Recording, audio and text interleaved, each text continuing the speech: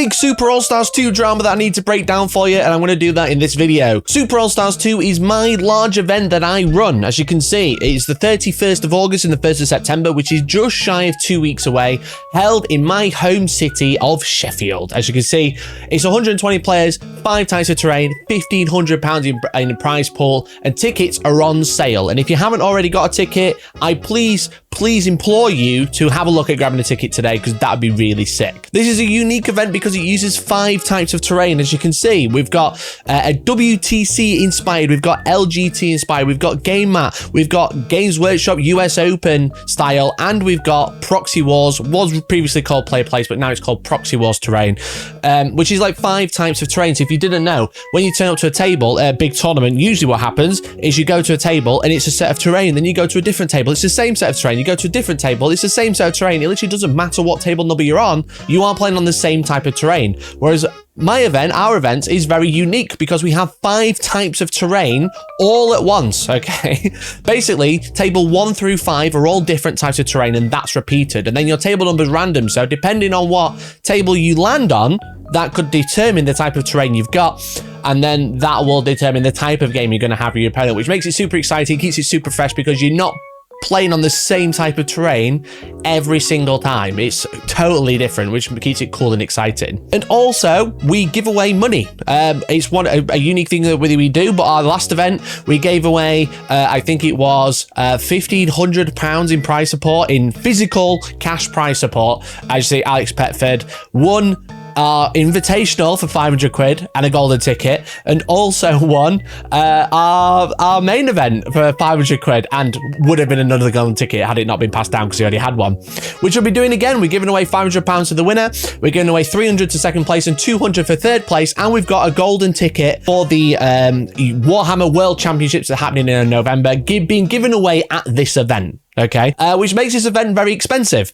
And we couldn't do this event without our sponsors. Our first sponsor being Duncan Road's Two Thin Coats range by Transatlantis Games. Transatlantis is sponsoring the event with some best painted prizes, because obviously, whilst it's all about gaming, it's also about how your army looks and how nice your army can be. So we've got trophies to give away for first, second, and third best painted. Will also win some cool prizes as well. Our second sponsor, who helped make this event possible, is the Colour Forge. Obviously, I work with the Colour Forge. I've got my own paint coming out with them, but they're also sponsoring this event by providing loads of paints to give away, which will be just like given away out at the event. And it's also to help with the terrain. Obviously, like, we've got 5 types of terrain, and pretty much every single map pack since I used it last has had a huge update, because either more terrain has been added or it's had a whole new layout redesign, because obviously we're playing Pariah Nexus missions now. Which is really cool and really exciting. It just makes it that I need loads more terrain. So Colour Forge are providing all the paint to do that. And we're also going to be giving away loads of paint as part of Best Painted, as part of raffles and stuff like that. But what's the drama, Mikey? Mikey, you said you opened the video, there's drama. Well, the problem is this event is going to be losing money because it's a 120 person event and we haven't sold out yet. We have, I think we're about 85 players right now, which is why I'm making this video, because I want to tell you that there's tickets still available, and this is basically the last week before you can actually, like, this is the last week to buy a ticket, basically, because sadly there's multiple events happening in the same weekend. This is events within 70 miles of me, like other events happening, and because of these clashes that happen, I think all of these events are none of them are sold out. I know there's been email listings going around saying that, oh well, it's really spacious, we didn't want it to be this spacious, because it's all happening on the same weekend for some reason. Like, we had ours booked in months ago, and then 2 more popped up, which is, it's whatever. It's frustrating, it's annoying, but it just means we're all suffering, rather than one of us doing really well, then one of us doing really well previous weekend, and the one of us doing really well the next weekend. It's just, it's all happening this weekend, which is like, it's super frustrating, because like, obviously I can sit here and go, well, I'm losing money, but I'm sure the other events aren't doing great either, because we're all on the same event. But I want to tell you why you should come to my event, and this is the last time you can buy a ticket. This is the last week for a ticket, because we said, I'm going to tell you about all of the terrain updates we're doing, because every single table is going to look insane. Every single table is going to be super functional and super fun to play on. And we've got the biggest prize support. As I said, we're giving away, we've got like £1,500 worth of prize to give away, and like 1,000 of that is cash, like a cash transfer. But you might be watching, you might be sat there like, Mikey, I'm in Australia. Mikey, I'm in America. Mikey, I'm on the toilet. I can't. Ooh, Don't break my chair. I can't come to your event in the middle of England. So what can I do? Well, you can think about coming to Ticket in the future, like come to a tournament in the future.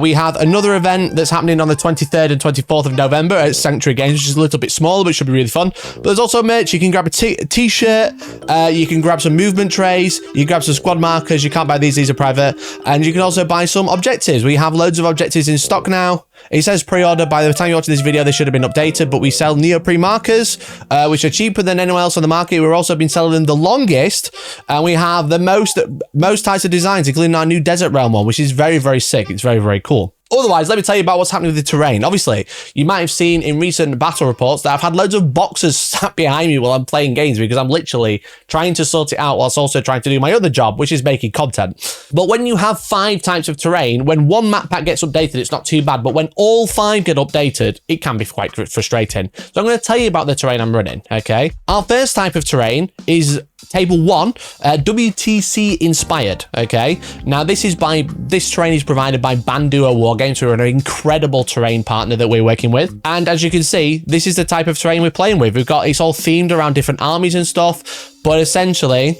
this is me setting it up very slowly. It's a very dense, very large board. It's got some crates in the middle. It's got lots of ruins, and it's got some lovely mats, so you can see the footprint of your terrain. And I just think it looks really good. This is like one type. We've got, obviously, there's a building that goes there. But this is like one type of terrain that we use. So it says Bandura Wargames. This is the only map pack out of the 5 that we're actually not updating because it is actually really fun to play. We get loads of nice compliments about it, and it just looks really cool. As you can see, map pack 1 WTC inspired for table 1, 6, 11, 16, 21, etc. And but basically all we've had to do, we've obviously updated the missions, but we're also updating the map, so they're all nicely drawn. They're drawn to a much higher standard than before, and also we're going to be adding measurements to these as of this week, along with the rest of the missions coming out as well. But as you can see, it's like quite a dense board. We've got like a couple of different types of layouts. And yeah, the first 3 missions are there, and it just keeps it exciting. I think this is one of my favorite boards, and I'm biased because it's my tournament, but I really like the Bandura terrain. It looks really cool. It looks really nice. And just in general, I think they're, like, again, fantastic partner to work with. And anything I mentioned in this video, I will leave links down in the description, again, to Colourforge, to Transatlantis, games with the 2 thin coats, and also all the terrain partners we're working with, because there's just a lot of terrain to go through, and a lot of great people have come together to make this event work, even if it is going to lose money in the end. But yeah, if you want to support me as doing what I do, you can follow the links, tell them we sent you, say Hellstorm sent us to buy this terrain or buy this paint or whatever, or you can buy some merch from us. In terms of table 2, now this is like UKTC inspired. This is an old layout, but it's a video just to represent what we've got. This is UKTC inspired. This is our table 2, table 7, etc. This has had quite a bit of an update actually as well. For one, all the middle buildings are now the proper size, or should be when you come to play on the table. And obviously we've got like these little tiny walls that aren't really used anymore, but they actually re-added them in the map pack. As you can see, we just used their map pack like verbatim. They've added these extra wall sections. And as you can see, these are the old walls which are on this table. So these ones here, they're on like a little mat now. I've tried mats out as like to do it, but I've actually got to go and grab the tray. These are the original UKTC walls that come as is, and basically they've got a new mat, and I've actually been printing loads of these, which are printed by someone on Cults 3D. I'll leave a link down in the description, but basically these are really handy because if you've got these original MDF ones, they actually just slot in, and there you go. There's the base for the new ruin that they're using, which is these long pieces here. Now, I don't have all original ones, and I think actually these are much nicer, but with a little modification, these do actually fit. I just haven't modified them just yet. But a little modification, they actually fit to hold these types of walls, which look nicer, and these are obviously unpainted, but they'll be painted for the event. So that's table 2. In terms of table 4, which is our GW Warhammer US Open type that they use at like Warhammer World and all the US Open events. Again, this is an old video, but for the type of vibe that you get, The perspex spaces are all different now, but this is the type of terrain. It's the orc terrain, and also like some terrain that's like similar size as well. Now, Games Workshop have actually updated all of these maps, and we've taken them and redrawn them just in our style, so they're all uniform basically with the rest of them. But what I realized is when I was trying to play it the other day is the Games Workshop told me that they hadn't changed the amount of terrain on the table.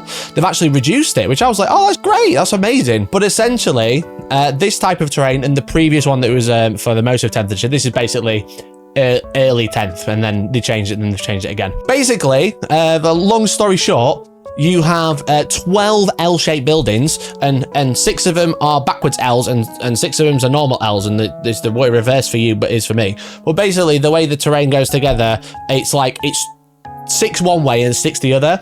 And they've actually, and then there's some like extra bits, which is these bits in the middle, like the cooling towers, like I like to call them. They've actually got rid of the cooling towers, which is great, and it uses the same amount of L's. However, it's now 8 one way and then 4 the other way, which actually ruins all of my terrain. So I've basically been trying to like math out and work out how much like essentially if we've got X amount of boxes, if we take one box and then split it up and put it across 3, because then we'll have 8 of one way back in one box. Can we do it? Thankfully, all the maths work out. I just need to paint a couple of more, and thankfully I've got loads. But the GW one has had like quite a sizable update in terms of like layout, and it's actually like super fun to play on. I think the previous one was pretty good, but the new one definitely feels way more fun, because I think when I last played on the GW one at Warhammer World, which is like right at the end of Leviathan before the update, it was really good, but there's just a couple of problems on a few of them, especially with like some armies like Tau getting turned on with Scout, Advance and Shoot, etc. Whereas this one, it's just way more playable. It's got a lot more play. It's a lot more like hidey holes, but not too much where you can actually get angles. It's just like, it's not auto angles turn 1, which is like really, really nice. And I think this one's really fun. And again, like we've updated it. It's just one of those things. I'm using this video to tell you basically what's happening in the background, because a lot of people just turn up on the terrains there. Sometimes they're interested in like, oh, actually what's gone into this, what's actually happening to like get 5 types of terrain all updated when they've all been updated in slightly different ways. Because it's one of those things, it's like, it's our unique aspect of our event. No other event is running 5 types of terrain, never mind. No other event is really running like 2 different types of terrain, like big event, like 100 player plus. We're running 5, which is like, it can be frustrating sometimes, definitely. But actually the big one that's actually changed is our table 5. Obviously this is what it looks like. It used to be player placed, and then now I've added preset missions or preset layouts for this.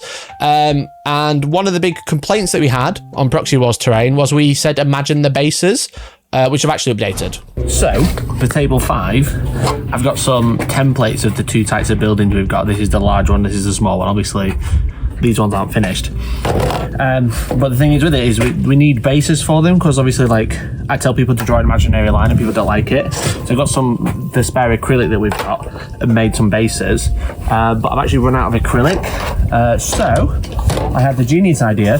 You remember in 9th edition where I cut all my battle mats and people said, don't do that, they'll be a waste. Tournaments considering to the minimum size are, in my opinion, making a mistake. You know what I had to say to that? Small board gang. Please like and subscribe. It'll what if Games Workshop send it back to 6x4? Well, they haven't done that, so I've got loads of spare offcuts that I've saved, which I'm going to make some bases out of now.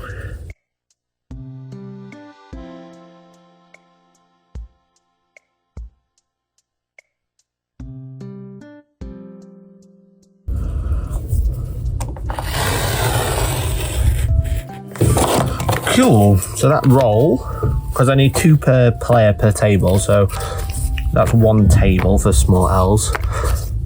2, 3. That's 2 tables. 1, 2, 3. So that's 3 tables worth out of 1 roll, which is quite nice. I think I need another 5. And then also, I'm left with this offcut, which is the same size as this, which is perfect for the new L that we're adding to that table, which I'll show you now. So the new player placed building, I keep calling it player placed. Table 5 Proxy Wars, right? I've added a new building to that one, and I actually have a bunch because it's essentially a WTC style. It's like 5x9, and we have a bunch of these already, which are probably going to get put back into service, but I'd really like to replace them with the same type of terrain by Proxy Wars. So I actually have a whole box of stuff that I've been printing in the past week or so. And I'm going to build one up and show you what they look like, because they basically come in like little bits that are like flat and super easy to print like this. So you start with the base here, and you don't actually have to glue them, but I am going to glue them just so they're a bit sturdier. So you start with the base, which I've got a whole bunch of. You get the first wall, which is going to be this side. And again, just not a great deal of glue, just a little dab in like bits and bobs, like on the ends especially. Let me go on there. So the first wall slots in there like that. Like so. And then we get a longer wall, and then that gets slotted in there. Like so. And then there are clips you can print to plug in for this one to sit on top, but because I'm gluing them, I've not bothered printing them, because I'm just going to glue it down. And then, because the best way to print is to print all of the same sets until you got a number and then print the next piece. That's all the piece I got, but I need another section in the top just to finish it off. But that, once the glue's dried, which you can just get blade torched off, is the new Proxy Wars building. Now this looks a bit thin. There is a section here you can print, so it looks like it's like finished off, kind of like the top will be, which I'll probably do afterwards. But I'm just like, it's a pretty nice building. You can also print it so it's got a full footprint, but we're using matte footprint, so that doesn't matter. So this is more just for, it doesn't actually need a footprint in the base. It's more just to hold it up. But that's like a nice size building, very, very quick to print. But I'm printing loads of them because I need like 10. So I'm printing all the same bits one after another and then going back. So I've actually got loads of bases ready to go. So I'm going to start putting those together, and I'll see you in a little bit. So in terms of layout, as you can see, there's like a whole new building that's very long, because I think the buildings are really nice that we're using, but they're just like, they're very like tall, which obviously in 40K doesn't matter a lot of the time. So width is the important one. And we've added this to basically go, right, here you go. Here's very long pieces of terrain right in the middle of the board that's going to help block line of sight. And it's still got crates and stuff. It's still got craters, because obviously we've got the big fan type things, the industrial fans. Now, they don't always come into play, but the crates do, which is nice. And having that extra building in the middle, just like, it just completely blocks it out and lets you use the other pieces of terrain as like mini staging areas before going on to the objectives, which is quite cool. So this is slowly turning into it was a pretty good one. It was just like a few issues, but I think this is definitely like up there now. It's like the quality is perfect, which is great.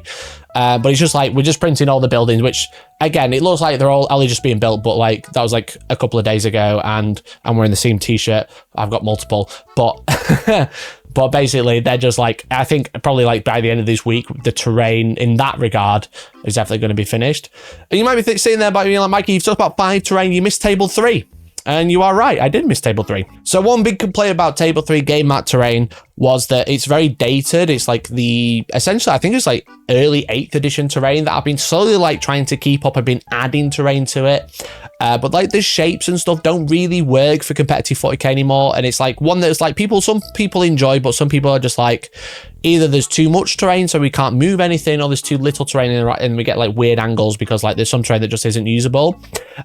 So the reason this event's losing quite a lot of money is because I've actually just thrown all that terrain away, because we're actually replacing it with the tournament set Frontier Cup, also by Game Mat, which is sponsoring this event.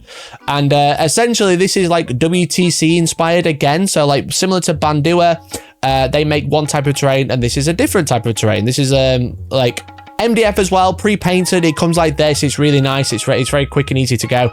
But this is the Frontier Cup, and the nice thing about the Frontier Cup, it also comes with, if you want to buy these separately, the WTC bases, but made of battle mats, cut up battle mats, just like table 5 will be.